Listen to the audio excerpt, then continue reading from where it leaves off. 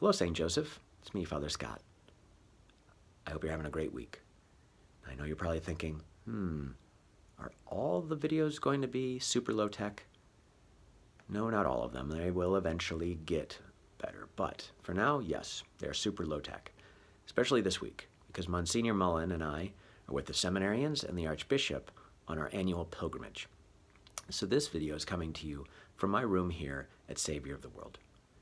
I want to get you ready for the readings this upcoming weekend, the 18th Sunday of Ordinary Time.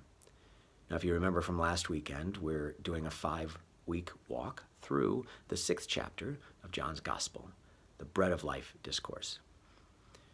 But I want to talk about the first reading to get you ready for this weekend. The first reading is from Exodus. God has freed his people from slavery to Egypt. And yet they're grumbling. They want to go back to the food that they had there. It's kind of like the character from the movie The Matrix. If you haven't seen it, I think it's worth watching. It's a little violent, but there's deep Judeo-Christian themes in it. Anyway, there's one character, Cypher, who has been freed from the Matrix.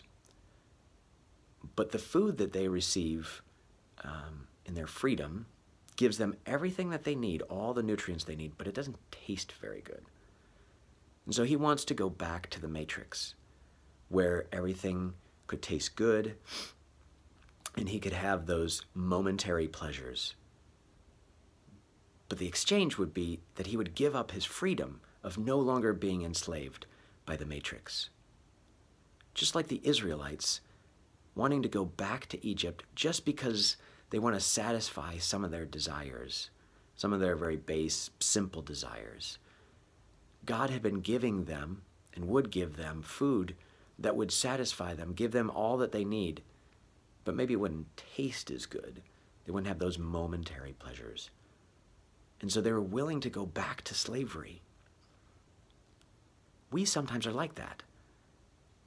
God has freed us from slavery to sin, especially those of us maybe who have been struggling with certain sins for a long time. And we have that freedom, but sometimes we might feel like life is too simple. Well, Jesus gives us all that we need, especially in the Eucharist. And yet, we want those momentary pleasures of sin. And so sometimes we're willing to enslave ourselves to sin again instead of living in God's freedom. This weekend, be thinking about that. Have you really allowed God to free you? And are you embracing that freedom?